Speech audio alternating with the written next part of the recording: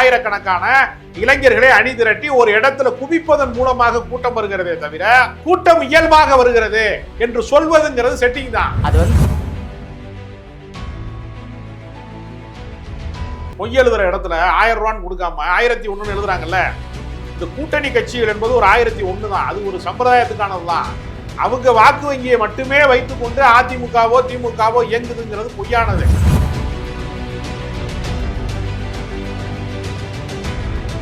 கரூர் உயிரிழப்பு தாவேக்கத்தான் காரணமா? அதுல என்ன சந்தேகம் உங்களுக்கு? கூட்டத்தை கூட்டினது யார்? திமுகவை கூட்டுச்சு, அதிமுகவை கூட்டுச்சு, யாரு கூட்டினா?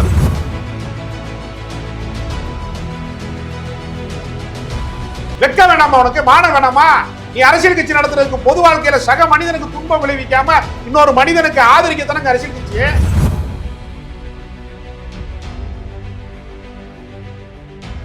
கரூரை பூர்வீகமாக கொண்டவரா ஹேமா மாலினி? எனக்கு கேள்விக்கு பதில் சொல்லுங்க. நீங்க ஹேமா மாலினி கரூர்காரங்களா?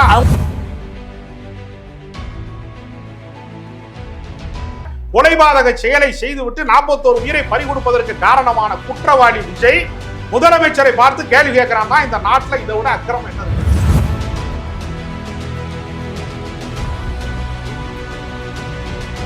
அது மாதிரி தனி மாநிலத்துல ஓடி போன கொலையாளி விஜய் இதை பேசலாமா? தன்னுடைய உயிருக்கு ஆபத்து என்ற கருத்தில் கொண்டு ஒரு தகவல் இருக்கின்றது. இன்னொரு விஷயம் இருக்கு. யாருக்கு ஆபத்து? விஜயோட உயிருக்கு. ஒய்பிரி பாதுகாப்பு என்னத்துக்கு இருக்காங்க?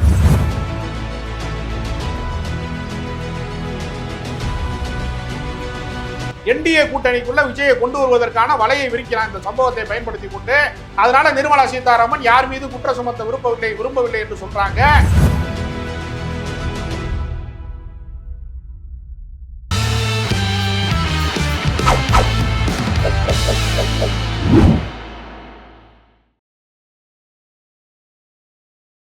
ஜெம் டிவி நேயர்கள் அனைவருக்கும் வணக்கம். கரூர் மாவட்டத்தில் ஏற்பட்ட நெரிசலில் 41 பேர் உயிரிழந்த சம்பவம் குறித்து மூத்த பத்திரிகையாளர் அரசியல் விமர்சகர் ராஜ கம்பீரன் அவர்கள் நம்மோடு இணைந்துள்ளார். அவரிடம் இது குறித்து விரிவாக விவாதிக்கலாம். சார் வணக்கம். சார் வணக்கம். இப்போ கரூர் மாவட்டத்தில் விஜய் மேற்கொண்ட பிரச்சார பயணத்தின் போது ஏற்பட்ட நெரிசல், ஏற்பட்ட துயரத்துக்கு பிறகு தாவேகாவுடைய செல்வாக்கு மக்கள் மத்தியில் குறைந்துள்ளதா நீங்க நினைக்கிறீங்களா? தாவேகாவிற்கு செல்வாக்கு வந்து விட்டதாகவே நான் முதல்ல கருதல. ஏன்னா தமிழ்நாட்டினுடைய அரசியல் கட்சிகள்ல திமுகவினுடைய ஆதரவு நிலைப்பாடு வாக்குகள் என்பது 2 கோடி இருக்கிறது. ஏறத்தாழ அதிமுக சார்ந்த வாக்கு சதவீதம் என்பது ஏறத்தாழ வாக்காளர்களினுடைய ஆதரவு எண்ணிக்கை என்பது ஏறத்தாழ 1.5 கோடி வாக்காளர்கள் இருக்கிறாங்க. சீமான் 2 கோடி, அதிமுக 1.5 கோடிங்களா? ஆமா. அதே போல சீமான் போன்றவர்களை ஆதரிக்கிறவர்களே ஏறத்தாழ 35 லட்சம் பேர் இருக்கிறாங்க. மற்ற இதர கட்சிகளுக்கு காங்கிரஸ் கட்சிக்கான வாக்கு வங்கி, பாஜகவிற்கான வாக்கு வங்கி, கம்யூனிஸ்ட் கட்சிக்கான வாக்கு வங்கி என்று எல்லா அரசியல் கட்சிகளுக்கும் ஏற்கனவே ஒரு வாக்கு வங்கி இருக்கிறது. அதனால முதல் தலைமுறை வாக்காளர்கள், ஃபர்ஸ்ட் டைம் ஓட்டர்ஸ் என்று சொல்லக்கூடிய 2K கிட்ஸ், அந்த புதிய இளைஞர்கள் மட்டும்தான் விஜயின் ஆதரவாளர்களாக இருக்கிறார்கள். ஆனா என்ன நிலைமைன்னா, நடுத்தர வயதுக்காரனோ 40 வயது கடந்தவனோ தன்னை எழுச்சியாக காட்டிக்கொள்ள மாட்டான். இளைஞர்கள் என்ன செய்வான்? இளைஞர்களை அதிகமாக வைத்திருக்கக்கூடிய ஒரு இயக்கம், 30 வயதுக்கு கீழானவர்கள் அதிகமாக இருக்கக்கூடிய ஒரு இயக்கம் அப்படிங்கிற அடிப்படையில் அவர்கள் அணிதிரண்டு வருகிறார்கள். அணிதிரண்டு வருகிறவர்களை ஒரு மைதானம் முழுக்க நிரப்புவதனாலேயோ ஒரு வீதி முழுக்க நிரப்புவதனாலேயோ அவர்களுக்கு மட்டும்தான் கூட்டம் வருகிறது என்று சொல்வது மாதிரியான தோற்றத்தை ஊடகங்கள் செயற்கையாக உருவாக்கியது. கூட்டத்தை இவர்களுமே செட்டிங் பண்ணி தான் உருவாக்கியிருக்காங்க. நான் ஒரு உதாரணம் சொல்றேன். விஜய் விமான நிலையத்திலே இருந்து நாமக்கல் வருகிறார், கரூர் வருகிறார், மக்கள் வெள்ளத்திலே மிதந்து வருகிறார். 5 மணி நேரம் தாமதமாக வந்தார், 7 மணி நேரம் தாமதமாக வந்தார் செய்தி வருதுல. ஆமா, சரி. திரும்பி போகிற போது எவ்வளவு நேரத்துல போறாரு? ரிட்டர்ன் சீக்கிரம் போயிட்டு இருப்பாரு. எவ்வளவு நேரத்துல போறாரு? 1.5 மணி நேரத்துல போறாரு. அதிகபட்சம் வரும்போது 7 மணி நேரம் ஆகுமா, ரிட்டர்ன் போகும்போது 1.5 மணி நேரத்துல போயிடுவாராம். எப்படி சாத்தியம்? தூரம் என்ன வித்தியாசம்? இங்க வரும்போது ஒவ்வொரு இடத்துலயும் மக்களை பார்த்து அப்படி அல்ல. நான் சொல்றேன் கேளுங்க. இந்த விமானத்துல வருகிறாரு, இத்தனை மணிக்கு வருகிறாரு, இந்த சாலை வழியாக வருகிறாரு, இந்த மாதிரி சாலை மார்க்கமாக வருகிறாரு, இந்த டேர்னிங்ல வளைகிறாரு, இந்த ஊர் வழியா போறாரு என்று ரோடு மேப்பை நீங்க வெளியிடுறீங்க. வெளியிடலைன்னா எப்படி தெரியும்? ஏன் ரிட்டர்ன் போகும்போது கூட்டம் வராதா? அப்ப மட்டும் மக்கள் வெள்ளம் வராதா? அப்ப ஆதரவு இழந்துட்டாரா கூட்டம் முடிஞ்ச உடனே? அப்படி இல்ல அர்த்தம் என்ன? போகும்போதும் பிரச்சாரம், வரும்போது பிரச்சாரம். இல்லங்க, இப்ப நான் ஒரு உதாரணம் சொல்றேன். பிரச்சாரம். அவர் பனையூருக்கு வந்த பின்னாடி அவர் வீட்டுக்கு ஒரு வெடிகுண்டு மிரட்டல் வந்து விட்டது, நீலாங்கரை வீட்டுக்கு என்று ஒரு கருத்து வந்துச்சுல. உடனே என்ன பண்ணாங்க, அவரு நான் நீலாங்கரை வீட்டை விட்டுட்டு பட்டினப்பாக்கம் வீட்டுக்கு வந்தார்ல. ஆமா. அப்ப வழி எங்க சாலை எங்கோ மக்கள் திரண்டு இருந்தாங்களா? நிக்கல. அப்ப விஜய்க்கு செல்வா கிடையாதா? நீலாங்கரை டு பட்டினப்பாக்கத்துல வந்து செல்வா கிடையாதா? வருகிற வழியில செல்வா கிடையாதான்னா புரோகிராம் அறிவிக்கல எத்தனை மணிக்கு வர்றாரு.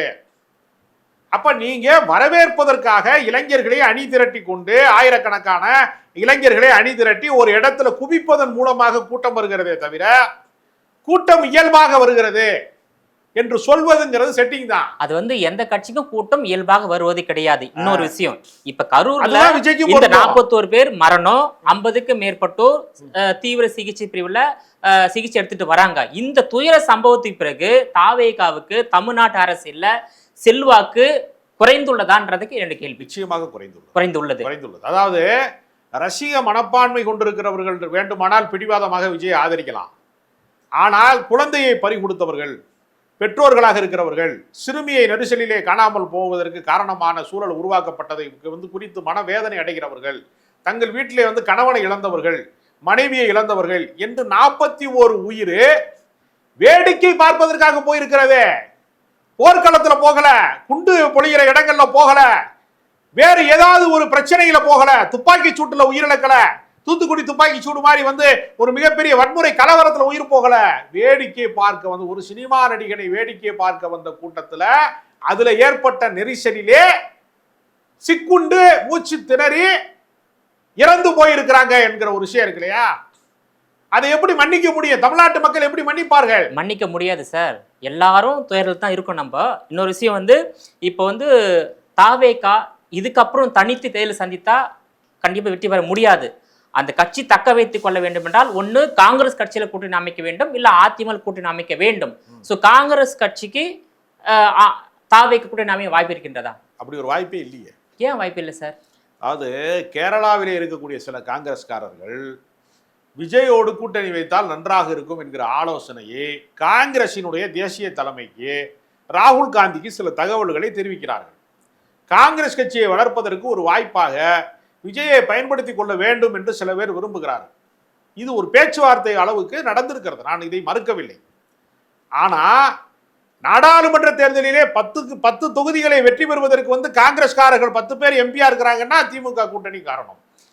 25 சீட்டு போன சட்டமன்ற தேர்தலிலே கொடுத்தார்கள், 18 பேர் எம்எல்ஏவா இருக்கிறாங்கன்னா அதுக்கு திமுக கூட்டணி காரணம். அப்ப திமுக அதே போல திமுக வெற்றிக்கும் காங்கிரஸ் காரணம். அத ஒத்துக்கிறீங்களா? ஒப்பீட்டு அளவுல வேறுபாடு இருக்கிறது. 30% வாக்கு வங்கி இருக்கக்கூடிய அரசியல் கட்சிக்கும் 5%, 4.4% வரைக்கும் நிரூபிக்கப்பட்ட காங்கிரஸ் கட்சியின் வாக்கு சதவீதம் என்பது கூடுதலா தான். நீங்க மொய் எழுதும் போது 500 ரூபாய் எழுதாம 501 ரூபான்னு எழுதுவாங்க. மொய் எழுதுற இடத்துல 1000 ரூபான்னு கொடுக்காம 1001 எழுதுறாங்கல்ல. இந்த கூட்டணி கட்சிகள் என்பது ஒரு 1001 தான். அது ஒரு சம்பிரதாயத்துக்கானது தான். அவங்க வாக்கு வங்கியை மட்டுமே வைத்துக்கொண்டு அதிமுகவோ திமுகவோ இயங்குதுங்கிறது பொய்யானது. அவங்க தனிச்சு நின்றாங்கன்னா ஒரு இடத்துல கூட ஜெயிக்க மாட்டாங்க. காங்கிரஸா இருந்தாலும் சரி, கம்யூனிஸ்ட் கட்சியா இருந்தாலும் சரி. இப்ப தனித்துதான் நிற்பேன் சொல்லுகிறேன். 8.22% எடுத்திருக்கக்கூடிய சீமானால காங்கிரஸ் கட்சியோட 2 மடங்கு எடுத்துட்டாரு சீமானே. ஆனா ஒரு சட்டமன்ற உறுப்பினர் கிடையாது. சரி சார், நீங்க சொல்றீங்க காங்கிரஸ் தனித்து நின்னா ஜெயிக்கான்னு சொல்றீங்க. திமுக தனித்து நின்னா ஜெயிக்குமா? அதுக்கு அவசியம் இல்லைல்ல. இல்ல, ஒருவேளை ஏற்பட்டால் இல்ல எல்லாருமே தனித்து நின்றாங்கன்னா திமுக ஜெயிச்சிடும். எல்லாரும் தனித்துன்னா திமுக ஜெயிச்சிடும். காங்கிரஸ் தனியா நிக்கட்டும், கம்யூனிஸ்ட் தனியா நிக்கட்டும், ஏடிஎம்கே தனியா நிக்கட்டும், பிஜேபி தனியா நிக்கட்டும், அப்ப திமுக திமுக தான் ஜெயிக்கும். சரி, இப்போ கடந்த காலத்துல ஜெயலலிதா போன்றவர்கள் தனித்து நின்று வெற்றி பெற்று இருக்காங்கல்ல. அதிமுக தனித்து நின்று ஜெயிச்சிருக்காங்க, திமுக தனித்து நிக்கவும் இல்ல ஜெயிக்கவும் இல்ல. அதனால தான் இந்த கேள்வி நான் கேட்டேன். இல்லங்க, வாக்கு சதவீதம் என்பது 30% யார் கடந்து நிற்கிறார்களோ அந்த கட்சி தான் அதிகார மையத்துக்கான அரசியல் கட்சி. அந்த 30% வாக்கு வங்கியை கடந்திருக்கக்கூடிய அரசியல் கட்சியாக எது இருக்குன்னா திமுக தான் இருக்கு. நீங்க கடந்த நாடாளுமன்ற தேர்தலில் 20% கீழ் இறங்கி விட்டது அதிமுக. ஜெயலலிதா காலத்தில் 40% இருந்துச்சு அதிமுக. அப்ப இன்னைக்கு இருக்கக்கூடிய அரசியல் கட்சிகள்ல அதிக வாக்கு சதவீதம் கொண்டிருக்கக்கூடிய அரசியல் கட்சியாக திமுக தான் இருக்கிறது என்கிற கல யதார்த்தம் ஒண்ணு. சரி, ஓகே. தாவேகா இனி வரும் காலங்களில் கூட்டணி அமைத்தாதான் வெற்றி பெற முடியும் என்ற நிலைக்கு தள்ளப்பட்டுள்ளது. 2 ஆப்ஷன் தான் உங்களுக்கு, ஒன்று காங்கிரஸ், ஒன்று அதிமுக. காங்கிரஸ் கூட்டணி அமையாது சொல்லியிருக்கீங்க. ஆனா காங்கிரஸ் உடைய முதல் கட்ட தலைவர்கள் மட்டும்தான் காங்கிரஸ் திமுக கூட்டணியை ஆதரிக்கிறாங்க, அதுவும் விருப்பம் இல்லாம ஆதரிக்கிறாங்க. ஆனா காங்கிரஸ் திமுக கூட்டணிய காங்கிரஸ் கட்சியுடைய இரண்டாம் கட்ட தலைவர்கள் ஆதரிக்கவில்லை. இல்ல இல்ல இல்ல ஆதரிக்கவில்லை சார், ஆதரிக்கவில்லை. இது உறுதிப்படுத்தப்பட்ட தகவல் சார். இல்லங்க, அதாவது காங்கிரஸ் கட்சிக்கு வேறு என்ன போக்கிடம் இருக்கிறது? தாவேகா இருக்கின்றது. திமுகவை விட்டா திமுக விட்டா காங்கிரஸுக்கு அடுத்த ஆப்ஷன் வந்து தாவேகா தான். ராகுல் காந்தி விரும்பக்கூடிய அடுத்த கட்ட கட்சி வந்து தாவேகா தான். தேர்தல் ஆணையத்துல அங்கீகரிக்கப்பட்ட அரசியல் கட்சியா இருக்கிறவனே தேர்தல் அரசியல்ல ஒண்ணுமே வெல்ல முடியாத நிலைமை இருக்கிறது. அதுதான் எடுத்துக்காட்டு சொன்னேன். 8.2% எடுத்திருக்கக்கூடிய சீமானால சட்டமன்ற உறுப்பினர் ஆக முடியல சார். சீமான் கூடிய இல்ல சீமான் கலந்து கொண்ட இல்ல பேச விடுங்க. கடந்த நாடாளுமன்ற தேர்தலிலே 11.5% வரைக்கும் எடுத்ததாக கருதப்படுகிற பாஜகனால மாநில தலைவராக இருந்த அண்ணாமலை உள்பட ஒருவர் கூட வெற்றி பெற முடியவில்லை. பாஜகவோடு சேர்ந்து பிறர்களும் சேர்க்கும் போது கூட்டணி 18%. அப்பயும் யாருமே வெற்றி பெற முடியல. அப்ப வாக்கு சதவீதம் உயருகிற போதும் கூட ஒரு பெரிய அரசியல் கட்சியினுடைய தயவு இல்லாமல் வெற்றி பெற முடியாது. மாநில கட்சியினுடைய தயவு இல்லாமல் தாவேகா இன்னும் குழந்தைங்க. இப்பதாங்க ப்ரீகேஜி எல்கேஜியில் வந்து தவழுகிற குழந்தைங்க. அது விபத்துல சிக்கிருச்சு. கரூர் உயிரிழப்புக்கு பின்னாடி தாவேகாவினுடைய செல்வாக்கு மிக மோசமாக சரிந்திருக்கிறது. கரூர் உயிரிழப்பு தாவேகா தான் காரணமா? அதுல என்ன சந்தேகம் உங்களுக்கு? கூட்டத்தை கூட்டினது யார்? திமுகவா கூட்டுச்சு? அதிமுகவா கூட்டுச்சு? யாரு கூட்டணும்? அதுக்கு முன்னாடி 2 நாளைக்கு முன்னாடி எடப்பாடி பழனிசாமி அதே இடத்துல பேசிட்டு போனாரு. எந்த அசம்பாவிதமும் இல்லை. அதற்கு முன்பு கரூர்ல முப்பெரும் விழா என்று திமுக மிகப்பெரிய மாநாட்டை நடத்தியது. லட்சக்கணக்கிலே வந்து தங்களுடைய தொண்டர்களை அணிதிரட்டினார்கள். ஒரு அசம்பாவிதமும் நடக்கல. நீங்க வந்து குடிக்க தண்ணி இல்லாம சோறு இல்லாம ஒருத்தனை வந்து இந்த வர்றாரு அந்த வர்றாரு அதோ வருகிறார் இதோ வருகிறாருன்னு சொல்லி 6-7 மணி நேரம் வெயில்ல வாட வைத்து குடிக்க தண்ணி இல்லாம அவனை மயங்க வைத்து அவன் வந்து குப்பரை விழுந்து எல்லாருமே செத்து 41 பேரை புணமா தூக்கிட்டு போற வரைக்கும் வேடிக்கை பார்த்ததுக்கு யாரு பொறுப்பேற்க முடியும்? குழந்தைகளை கையில தூக்கிட்டு வந்து உன்னை பார்ப்பதற்காக உன்னை நேசிப்பதற்காக அந்த குழந்தைகள் உயிரை பறி கொடுத்திருக்கிறது. தாய்மார்கள் உயிரை பறி கொடுத்திருக்கிறாங்க. வெக்க வேணாமா? உனக்கு மானம் வேணாமா? நீ அரசியல் கட்சி நடத்துறதுக்கு பொது வாழ்க்கையில சக மனிதனுக்கு துன்பம் விளைவிக்காம இன்னொரு மனிதனுக்கு ஆதரிக்கத்தானங்க அரசியல் கட்சி. ஏறத்தாழ வந்து விக்கிரவாண்டி மாநாட்டுல 6 பேர் உயிரிழந்தாங்க. மதுரை மாநாட்டுல கொடிக்கம்பம் சாஞ்சிச்சு, அங்கேயும் பல உயிரிழப்பு, ஹீட் ஸ்ட்ரோக்கு. எல்லா இடத்துலயும் இதே பிரச்சனை தொடர்கிறது. நாமக்கல்ல மயங்கி விழுந்திருக்கான். என்னவோ கரூர்ல மட்டும்தான் இந்த கரூர்ல உயிரிழப்பு ஏற்பட்டிருக்கிறது. அதற்கு முன்பே பல உயிரிழப்பு ஏற்பட்டிருக்கிறது. அதற்கு முன்பே பல பேர் மயக்கமடைந்து விழுந்திருக்கான். இதையெல்லாம் பார்த்து ரசிக்கக்கூடிய சைக்கோவாகத்தான் விஜய் இருக்கிறாரே தவிர அவருக்கு மனிதாபிமானம் இருக்கிறதாங்கிற சந்தேகம் எனக்கு இருக்கிறது. விஜய் அவர்கள் சமீபத்தில் வந்து ஒரு வீடியோவை பதிவிட்டு உள்ளார். அந்த பதிவில் என்ன சொன்னாங்க, முதலமைச்சரை பார்த்து உங்களுக்கு என்னை பழி வாங்க வேண்டும் என்றால் பழி வாங்குங்க, என்னுடைய தொண்டைகளை பழி வாங்காதீங்க, நான் வந்து எங்கேயும் போக மாட்டேன், ஒன்னு வீட்டுல இருப்பேன் அலுவலகத்தில் இருப்பேன்னு சொல்லியிருக்காரு. அவ்வளவு தைரியமான ஆளு கரூர்ல ஒரு அசம்பாவிதம் நடந்த போது தப்பி ஓடினாரே, புறமுதுகிட்டு ஒரு கோலையை போல ஓடி போனாயே, உனக்கு அந்த தைரியம் முதலமைச்சரை பார்த்து சொல்லுகிற தைரியம் உனக்கு வருதுல்ல? நீ ஜெயலலிதா என்கிற முதலமைச்சர் முன்னாடி கையை கட்டி இப்படி கும்பிடு போட்டு கூல கும்பிடு போட்டியா? அப்போ உனக்கு தைரியம் இருந்துச்சா? கரூர்ல வந்து பொதுமக்கள் வந்து உன்னை பார்க்க வந்த பொதுமக்கள்ல இருந்து ரசிகர்கள்ல இருந்து உயிரிழந்தானே, நீ சொல்லாம கொள்ளாம ஓடி வந்திய. அந்த ஸ்பாட்டுக்கு போகல, மருத்துவமனைக்கு போகல, பாதிக்கப்பட்டவனை பார்க்க போகல, மருத்துவ செலவுக்கு நான் நிவாரணம் தருகிறேன்னு அறிவிக்கல, எதுவுமே சொல்லல. சொல்லாம கொள்ளாம ஓடி வந்து தனி விமானத்துல ஏறி பனையூருக்கு ஓடி வர்ற செய்தியாளர்கள் துரத்தி வந்து ஐயா இந்த மாதிரி உயிரிழப்பு ஏற்பட்டிருக்கிறது, இதை பற்றி என்ன கருதுறீங்கன்னா காது கேட்காத மாதிரி போன நீ மிகப்பெரிய வீரனா? நீன்னு நான் கேட்கிறேன். இல்ல இல்லையா? நீ அவர் சொல்லக்கூடிய கருத்து வீரனா இருந்தேன்னா நீ சிஎம்க்கு சவால் விடக்கூடிய அளவுக்கு நீ தைரியம் உடையவனா இருந்தா பாதிக்கப்பட்ட மக்களை இந்த நிமிடம் வரைக்கும் நீ பார்க்கவே இல்லையா? ஓ கட்சிக்காரன் முறை சுவிட்ச் ஆஃப் பண்ணிட்டான், 50 பேர் ஓடி போயிட்டான்.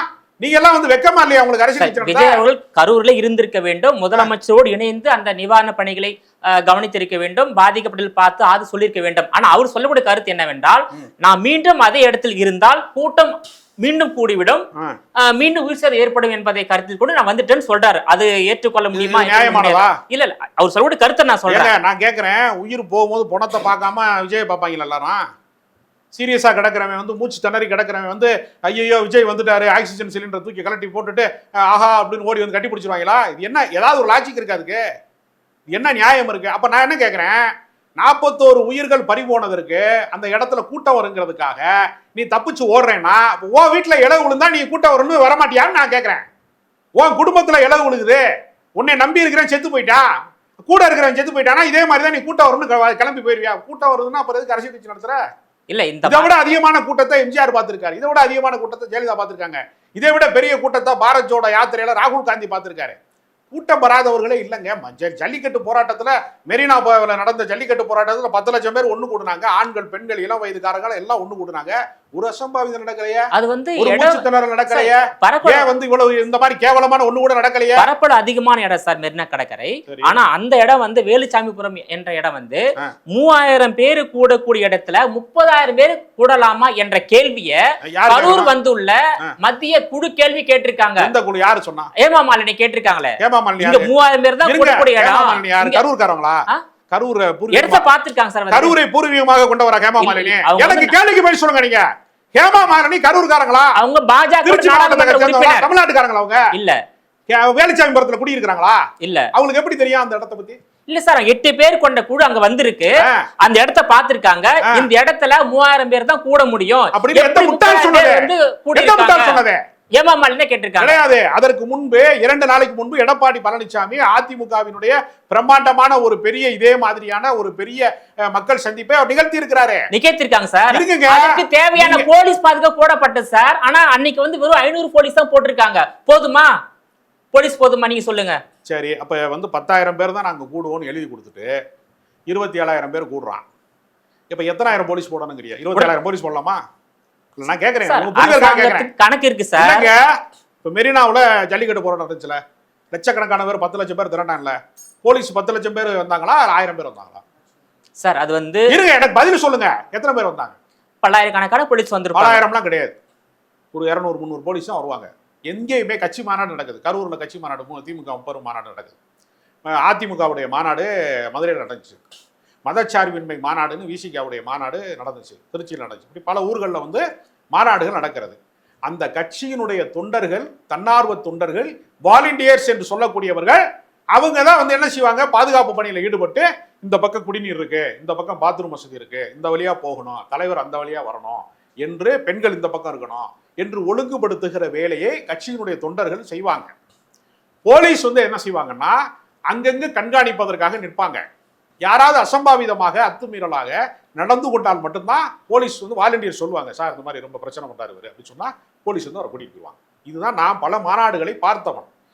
மொத்தமா போலீஸ் தான் பாதுகாக்கணும் அப்படின்னு ஒரு மாநாடை யாருமே நடத்த முடியாது. 30,000 பேர் குடியிருக்கிற ஊரில் கூட 30 பேர் தான் போலீஸ் ஸ்டேஷன்ல இருப்பான். சரி சார், 30 போலீஸை நம்பிதான் 30,000 பேருடைய பாதுகாப்பு இருக்கு என்று சொல்வதே முட்டாள்தனமானது. விஜய் அவர்கள் முதலமைச்சர் மீது வைத்துள்ள குற்றச்சாட்டை எப்படி பாக்குறீங்க? அதாவது நீங்க தான் இந்த துயரத்துக்கு காரணம் சொல்லியிருக்காரு, வேணும்னா என்ன கொல்லுங்கன்னு சொல்லியிருக்க, தொண்டரை கொள்ளாதுன்னு சொல்லியிருக்காரு.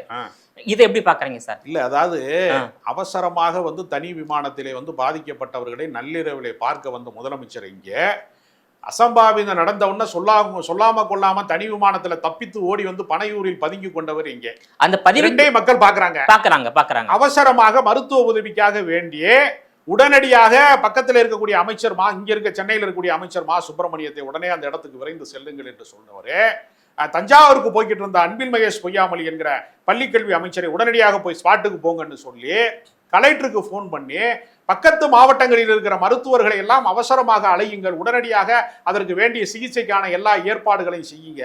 தனியா இடம் இல்லை, அரசாங்க மருத்துவமனையில இடம் இல்லைன்னா நீங்க கரூர் மருத்துவக் கல்லூரி மருத்துவமனையில இடம் போதாமை இருக்கிறது என்று சொன்னால், போதிய அளவுக்கு பெட் வசதி இல்லாம இருக்குன்னு சொன்னா தனியார் மருத்துவமனையிலே சேர்த்தாலும் அதற்கான கட்டணத்தை நாங்கள் கட்டி கொடுக்கிறோம், உடனடியாக வைத்தியத்தை தொடங்குங்கள்னு தன்னுடைய 72வது வயதிலே, முதுமையான வயதிலே நடுராத்திரியிலே பயணம் செய்து நள்ளிரவிலே நலம் விசாரிக்க போன முதலமைச்சரை எந்த கூச்ச நாச்சமும் இல்லாம நடுராத்திரில தப்பி ஓடி வந்த, தனிமனித ஒழுக்கம் இல்லாத, பொது ஒழுக்கம் இல்லாத, சக மனிதனுடைய துயரத்துக்கு கண்ணீர் சிந்தாத, மனிதாபிமானம் இல்லாத கொலைபாதக செயலை செய்துவிட்டு 41 உயிரை பறிகொடுப்பதற்கு காரணமான குற்றவாளி விஜய் முதலமைச்சரை பார்த்து கேள்வி கேட்கிறான்னா, இந்த நாட்டுல இதை விட அக்கிரமம் என்ன இருக்கு?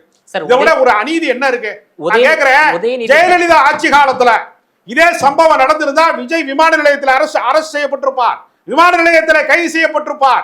இவர் சட்டப்பூர்வமாக நடவடிக்கை எடுக்க வேண்டும் என்கிற காரணத்தினால பழிவாங்கிற நடவடிக்கையின் மீது ஸ்டாலின் அவர்கள் இறங்கவே இல்லை இந்த நிமிடம் வரைக்கும். அப்படிப்பட்ட முதலமைச்சரை பார்த்து ஆட தெரியாதவன் தெருக்கோணலா இருக்குன்னு சொல்றது மாதிரி ஒரு கட்சி நடத்த தெரியல, ஒரு கூட்டம் நடத்த தெரியல, ஒரு ஒழுக்கம் இல்ல. கூரை மேல ஏறி குதிக்கிறான், மரக்கலையை ஒடிக்கிறான், பேனர் மேல ஏறி சாயிறான், சரக்க போட்டுட்டு கஞ்சா போட்டு வந்து கும்பல் சேர்க்கிறான்.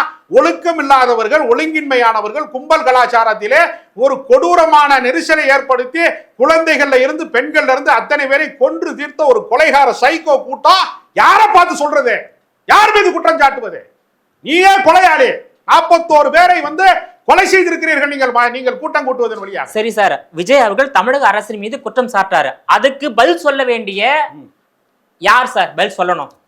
அமைச்சர் யாரும் பதில் சொல்லல. தமிழக ஊடகத்துறையுடைய செயலாளர் அமுதா பதில் சொல்லியிருக்காங்க. இது இந்த பதில் ஏற்றுக்கொள்ளக்கூடியதா? அமைச்சர் அவங்க வந்து ஊடகத்துறையோட செயலாளர் அமுதா, ஐஏஎஸ் ஆபீசருங்க. ஆமா, அரசு பணியாளர். ஆமா. அரசு தரப்புல இருங்க, அரசு தரப்புல என்ன உதவிகள் செய்யப்பட்டிருக்கிறது என்கிற டேட்டா வந்து அரசு அதிகாரி தான் சொல்லுவாங்க எப்பவுமே. இப்ப நீங்க கொரோனா வந்துச்சுல, எடப்பாடி பழனிசாமி அவன் சொன்னாரு கொரோனாவில் என்கிட்ட 2 பேர் செத்து போயிட்டான், அங்கே 4 பேர் சீரியஸா கிடக்கான், 2 பேருக்கு ஆக்சிஜன் கிடையாதுன்னு எடப்பாடி பழனிசாமி வந்து சொல்லல. ராதாகிருஷ்ணன் என்று சொல்லக்கூடிய சுகாதாரத்துறையினுடைய செயலாளர் ஐஏஎஸ் ஆபீசர் தான் சொன்னாரு. இப்ப சமீபத்தில் மறைந்து போனாங்கல்ல பீலா ராஜேஷ்னு, பீலா வெங்கடேசன் பேர் மாத்தினாங்கல்ல, அவங்க தானே வந்து எல்லா முறையும் வந்து கொரோனா அப்டேட்லாம் வந்து சொன்னாங்க. அப்ப இது ஏற்கனவே இருக்கிற அரசியல் நடைமுறை. அரசியல்ல தற்கூரியாக இருக்கிற, தருதலையாக இருக்கிற, அடிப்படை அறிவில்லாத விஜய்க்கு ஐஏஎஸ் ஆபீசர் சொல்லாம வேற யாரு சொல்லுவாங்க? கட்சி கிளை செயலாளர் சொல்லுவாரா? தாவேகா செயலாளர் சொல்லணுமா? இந்த ரிப்போர்ட்டை யார் சொல்லணும்னு ஒரு ஆசைப்படுறாரு சொல்லுங்க. புஷியானந்த் சொல்லணுமா? இல்ல வந்து வேற யாராவது ஆதவ அர்ஜுனா சொல்லணுமா? யார் சொல்லணும்? இல்ல, அந்த களத்துக்கு நேரில் சென்ற அமைச்சர்கள் யாராவது சொல்லிருக்கலாம்ன்ற கருத்து மக்கள் மத்தியில் முன்வைக்கப்படுகிறது. அமுதாவுக்கு வந்து களத்தை பத்தி இல்ல, அவங்களும் அரசு அதிகாரி களத்துக்கு தான். களத்துக்கு போகாத தற்கூரிகள் நீங்க மட்டும் தானடா. தாவேகாரை மட்டும் தானே களத்துக்கு போகல. மா சுப்பிரமணியம் போறாரு, அன்பில் மகேஷ் பொய்யாமணி போறாரு, செந்தில் பாலாஜி அந்த ஊர்க்காரரு உடனடியாக அந்த பிரச்சனையில உடனடியாக என்ன நடக்கிறது என்று பார்வையிடுவதற்கு, மக்களை பாதுகாப்பதற்கு களத்துக்கு அவர் போயிட்டாரு. நள்ளிரவுல முதலமைச்சர் போயிட்டாரு, கலெக்டர் போயிட்டாரு, பக்கத்தில் இருக்கக்கூடிய மருத்துவக் கல்லூரியில இருந்த டாக்டர்ஸ் போயிட்டாங்க, எல்லாருமே போயிட்டாங்க. போகாத தற்கூரி கூட்டம், தருதல கூட்டம், தாவேகா கூட்டம் தானே. யாரை பார்த்து யாரு கேள்வி கேட்கறது? நீ வாட்டுக்கு ஒரு விபத்தை ஏற்படுத்திட்டு ரேப் பண்ணிட்டு ஓடுவான்ல, அது மாதிரி நீ ஓடி இருக்க. ரேபிஸ்ட் தான் அதை செய்வான். கொலை செய்யறவன், கூலி படையில கொலை செய்யறவன் என்ன செய்வான்? ஆட்டோல ஏறி வேகமா போய் சரக்குன்னு ஒரு கத்தியை குத்திட்டு ஒரு வண்டியில ஏறி ஓடி போயிருவான்ல. அது மாதிரி தனி மாநிலத்துல ஓடி போன கொலையாளி விஜய் இதை பேசலாமா? தன்னுடைய உயிருக்கு ஆபத்து என்ற கருத்தில் கொண்டு ஒரு தகவல் இருக்கின்றது. இன்னொரு விஷயம் இருக்கு. யாருக்கு ஆபத்து? யாருக்கு ஆபத்து? விஜயோட உயிருக்கு. அப்ப ஒய்பிரிவு பாதுகாப்பு என்னத்துக்கு இருக்காங்க உனக்கு? ஒய்பிரிவு பாதுகாப்பு மத்திய அரசாங்கம் சார்பாக ஒய்பிரிவு பாதுகாப்பு விஜய்க்கு வழங்கப்பட்டிருக்கிறதா இல்லையா? அவருக்கு எப்படி உயிருக்கு பாதுகாப்பு இருக்கும்? குண்டர்கள், பவுன்சர்கள் என்று கருப்பு ஆடை உடுத்தியவர்களை, அந்த குண்டர்களை மேல பாத்தியால பாக்கலையா? அவருக்கு என்ன பாதுகாப்பு குறைபாடு? நெரிசல்ல விஜய் செத்துட்டானா? உயிரோட தானே திரும்பி போனாரு. அப்ப பாதுகாப்பு இருக்குன்னு தானே அர்த்தம். அவருக்கு என்ன பாதுகாப்பு குறைபாடு இருக்கு? எதுக்கு போய் சொல்றீங்க எல்லாரும்? இல்ல, அவருக்கு எந்த பாதுகாப்பு குறைபாடு முதல்ல கிடையாதுங்க. அவருக்கு பாதுகாப்பு, மக்களுக்கு தான் பாதுகாப்பு குறைபாடு. மக்களைத்தான் பாதுகாக்க தவறி இருக்கிறான். விஜய்க்கு என்ன பாதுகாப்பு குறைபாடு? ஒய்பிரிவு பாதுகாப்பு இருக்கிறது. பாஜக காரன் உள்ள இறங்குறான், இறங்கி விஜய் மீது எந்த தவறும் இல்லைன்னு சொல்றான். என்டிஏ கூட்டணிக்குள்ள விஜயை கொண்டு வருவதற்கான வலையை விரிக்கிறான் இந்த சம்பவத்தை பயன்படுத்தி கொண்டு. அதனால நிர்மலா சீதாராமன் யார் மீது குற்றம் சுமத்த விரும்பவில்லை என்று சொல்றாங்க. அப்ப இந்த கொலை குற்றத்திற்கு சிபிஐ விசாரணை வேண்டும் என்று கேட்பதன் வழியாக மாநில அரசின் விசாரணை வளையத்திலே இருந்து தப்பி மத்திய அரசாங்கத்தினுடைய விசாரணை வளையத்துக்குள்ளே சென்று விஜய் குற்றமற்றவர் என்று சொல்ல வேண்டும் என்றால் என்டிஏ கூட்டணிக்குள்ளே நீ வந்தாக வேண்டும் என்கிற நிலைமையை உருவாக்குவதற்கு பாஜக திட்டமிட்டுக் கொண்டிருக்கிறது. பாஜக விரித்த வலைக்குள்ளே விஜய் இருக்கிறார். அதாவது இந்த துயர சம்பவத்துல திமுகவுடைய சதி வேலை இருப்பதாக விஜய் சொல்லக்கூடிய கருத்தையும் எப்படி பாக்குறீங்க சார்? விஜயினுடைய சதி வேலை இருப்பதாக திமுக சொல்லுகிறது. இப்படி மாறி மாறி சொன்னா விஜய் வந்து முதலமைச்சர் மீது பழி சொல்றாரு, முதலமைச்சர் விஜய் மீது பழி சொல்றாரு. முதலமைச்சர் இந்த மாதிரி முட்டாளின் பெயரை சொன்னதே இல்ல. இப்ப பாதிக்கப்படுவது யாரு? ஒரு கட்சி இன்னொரு கட்சி குறை சொல்லிட்டு போயிடுறாங்க, தப்பித்து இருக்காங்க. இதுல பாதிக்கப்படுவது மக்கள் தானே. திரும்ப கேக்குறேன். இப்ப நாகூர் தர்காவுல ஒரு விபத்து ஏற்படுது, அதுக்கு வேளாங்கண்ணி சர்ச்சு தான் பொறுப்புன்னு சொன்னா என்ன நியாயம் இருக்கா? நான் கேக்குறேன். ரயில் விபத்து நடக்குது, ரயில் விபத்து நடக்குது. ரயில் ஓட்டின என்ஜின் டிரைவரை விசாரிக்கணுமா? அந்த வழியா பஸ் டிரைவர் ஒருத்தர் போனார், அவரை கூப்பிட்டு கேட்கணும்னு சொன்னாங்க. இது என்ன, ஏதாவது ஒரு பொருத்தம் இருக்கா? விமான விபத்து நடக்குது, இல்லங்க மாலுமி ஒருத்தர் போனார், அதே டயத்துக்கு கப்பல் ஓட்டிட்டு போனார், அவர் தான் காரணம் சொல்ல முடியுமா சார்? ஏதாவது ஒரு நியாயம். ஆளக்கூடியது திமுக அரசாங்கம் சார். அங்க வந்து இவ்வளவு பேர் கூடுறாங்க, அந்த கூட்டத்தை கட்டுப்படுத்தக்கூடிய முழு பொறுப்பு அரசாங்கத்துக்கு உள்ளது, காவல்துறைக்கு உள்ளது. இல்லையா அந்த கூட்டத்தை ரத்து செய்திருக்கணும் தமிழக அரசாங்கம். அதான் நான் திரும்ப சொல்றேன். 31 நிபந்தனைகளை காவல்துறை அதாவது செத்துட்ட பிறகு வந்து உதவி பண்ணலாம், பாராட்டக்கூடியது அல்ல. ஏற்கனவே உயிரை காப்பாற்றிக்கணும். சொல்லுங்க. 31 நிபந்தனைகளை ஏற்கனவே காவல்துறை விதித்தது. மயிர் போச்சுன்னு போனா 41 உயிர் போயிருச்சு. அந்த ஒழுங்கை பின்பற்றாத தற்குறி கூட்டத்தின் மீதான தவறை மறைப்பதற்கு, தன் மீதான தவறை மறைப்பதற்கு ஆளுகிற அரசாங்கத்தின் மீது பழிசாட்டுவதன் மூலமாக விஜய் தன்னுடைய தவறை மறைத்து விடலாம் என்று நினைக்கிறார். ஆனால் விஜயினுடைய தவறு அப்பட்டமாக வெளிப்பட்டு விட்டது. ஏன்னா இது ரகசியமாக நடக்கல, 27,000 பேர்களுக்கு முன்னால் நடந்தது, பல தொலைக்காட்சி ஊடகங்களினுடைய நேரலையின் வழியாக நடந்தது. இப்படி நடந்த காரணத்தினால விஜய் ஒரு நாளும் மக்கள் மன்றத்திலே தப்பிக்க முடியாது. இன்னொன்னு சொல்றேன், 41 பேர் மரணம் அடைந்ததற்கும் 51 பேர் மருத்துவமனையில் சிகிச்சை பெற்று வருவதற்கும் இந்த துயர சம்பவத்திற்கும் தாவேகாவிற்கும் பொறுப்பு இருக்கின்றது, திமுகவுக்கும் பொறுப்பு இருக்கின்றது சார். உச்சநீதிமன்ற நீதிபதியை கொண்டு விசாரணை செய்ய வேண்டும் என்று மத்திய குழு சொல்கிறது. அதே போல அருணா ஜெகதீசன் யாரு? வக்கீலா? உயர்நீதிமன்ற ஓய்வு பெற்ற நீதிபதி தானே. அது மாநில அரசால் அமைக்கப்பட்ட ஆணையம். தூத்துக்குடி சம்பவத்திற்கு அருணா ஜெகதீசன் தான் ஆணையம் அமைத்து அங்கு தூத்துக்குடியில் நடந்த எல்லா சம்பவத்தையும் நேர்மையான முறையில வெளிப்படுத்தினார்கள் என்று அவர்கள் மீது எந்த அரசியல் குற்றச்சாட்டும் யாரும் சொல்ல முடியாத அளவிற்கு நீதி பரிபாலனம் மிக்கவர்கள், நேர்மையானவர் என்று பெயர் பெற்ற அருணா ஜெகதீசன் பேரிலே ஒரு தனி ஆணையம் அமைத்து அவர் விசாரிக்கிறாங்க. ஏன் விஜய்க்கு ஆதரவான ஒரு ஆணையத்தை அமைக்க முடியவில்லையே என்கிற ஆத்திரத்தின் காரணமாக மத்திய அரசாங்கத்திடம் மறைமுகமாக தூதுவிட்டு எப்படியாவது குருமூர்த்தி வகைராக்கள் மூலமாக, அமித்ஷா மூலமாக எப்படியாவது இந்த தவறை மறைப்பதற்கு ஒரு திரையை ஏற்பாடு செய்ய வேண்டும், இந்த தவறை செய்தது திமுக தான் என்று ஒரு பொய்யான குற்றச்சாட்டை மக்கள் மன்றத்திலே ஒரு வதந்திகளின் வழியாக பரப்ப வேண்டும் என்பதற்காக நேற்று கூட ஆதவர்ஜுனா ஒரு ட்வீட் போடுறாரு.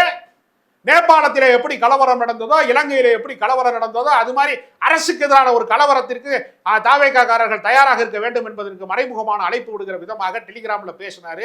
சைபர் கிரைம் ரெக்கார்ட் பண்ணியிருக்கிறது. ஆதவர்ஜுனா தேடப்படும் குற்றவாளியாக மாற்றப்பட்டிருக்கிறாரு. இன்னும் பல பேர் கைது செய்வதற்கு பயந்து பல பேர் தலைமறைவாக இருக்கா. நீங்கள் மக்களுடைய கண்களுக்கு முன்னால் நடந்த தவறை கண்கட்டு வித்தை மாதிரி மறைத்து விடுவதற்கு நீங்கள் எவ்வளவு முயற்சி செய்தாலும் மக்கள் ஒரு நாள் உங்களை மன்னிக்க மாட்டாங்க. சார், மக்கள் மன்னிக்க மாட்டாங்க. ஜெயலலிதா மரணத்துல ஆறுமுகசாமி விசாரணை ஆணையம் அமைக்கப்பட்டது. இல்ல அந்த ஆணையம் என்ன முடிவை கொடுத்தது? அந்த மாதிரி தான் மாநில அரசால் நியமிக்கப்படுகின்ற ஆணையம் சரியான நீதியை கொடுக்காது. அதனால் சிபி விசாரணைக்கு போகணும், உச்ச நீதிமன்ற நீதிபதியை கொண்டு விசாரணை செய்யணும் அப்படின்றது மத்திய அரசுடைய கோரிக்கையாக இருக்கின்றது. ஜெயலலிதாவுக்கு இயற்கை மரணம் தாங்க, ஆறுமுகசாமி ஆணையம் எல்லாமே சொல்லிட்டாங்க. நீங்க இட்டுக்கட்டி எல்லாம் சொல்லாதீங்க. நீதிபதியினுடைய தீர்ப்பை கொச்சைப்படுத்துகிற விதமாக, கோளாறு சொல்ற விதமாக மாநில அரசால் நியமிக்கக்கூடிய ஆணையம் மாநில அரசுக்கு சாதகமான முடிவை தான் தரும். மாநில அரசு எதிராக ஆணையம் இருந்தா மத்திய அரசாங்கம் உருவாக்கக்கூடிய விசாரணை ஆணையம் மத்திய அரசுக்கு சாதகமான, பாஜகவுக்கு சாதகமான தீர்ப்பை தரும்னு ஒத்துக்கிறீங்களா? மாநில அரசுக்கான ஆணையம் அதுக்கு சாதகமா தரும்னா மத்திய அரசுக்கான ஆணையம் அவங்களுக்கு சாதகமா தரும் ஒத்துக்கிறீங்களா? மத்திய அரசால் நடைபெற்ற குற்றம் கிடையாது. இது தாவேகாவால் நடைபெற்ற குற்றம். தாவேக நடத்திய கூட்டத்துக்கு தமிழக அரசு போதிய பாதுகாப்பு வழங்கப்படவில்லை. 2 கட்சி மீது தவறு இருக்கிறது. அதனால உச்சநீதிமன்ற நீதிபதியை கொண்டு அந்த விசாரணை ஆணையம் அமைத்தால் நிச்சயமாக அந்த பாதிக்கப்பட்ட மக்களுக்கு நியாயம் கிடைக்கும். இதுக்கு மேல இந்த மாதிரியான ஒரு ஸ்டாம்பேட், அதாவது நெரிசலான மரணத்தை தவிர்க்கலாம் என்பதுதான் எல்லாருடைய விருப்பம். தாவேகாங்கிற கட்சியை கலைத்து விட வேண்டும். தாவேகாவை தேர்தல் ஆணையம் தடை செய்ய வேண்டும். அது ஒன்றுதான் இது மாதிரியான மரணங்கள் நடக்காமல் இருப்பதற்கு ஒரே வாய்ப்பே தவிர இந்த குரங்கு கூட்டங்கள் மறுபடியும் போய் இதே மாதிரி டிரான்ஸ்ஃபார்ம் மேலே ஏறி தொங்குவேன், மரக்கலை மேலே ஏறி தொங்குவேன், விஜய் அப்படின்னு கத்துவான், ரோடு மேலே அவர் போகிற வண்டிக்கு குறுக்கால பைக் ஓட்டுவான். மீண்டும் விபரீத மரணங்கள் தான் நடக்கும். தமிழ்நாட்டிலே தற்குறிகளின், தான் தோன்றிகளின், தருதலைகளின் அரசியல் நிறுத்தப்பட வேண்டும் என்றால் தேர்தல் ஆணையமும் நீதிமன்றமும் இந்த கட்சியை தடை செய்ய வேண்டும். உங்களோட விரிவான தகவலுக்கு ரொம்ப நன்றி சார்.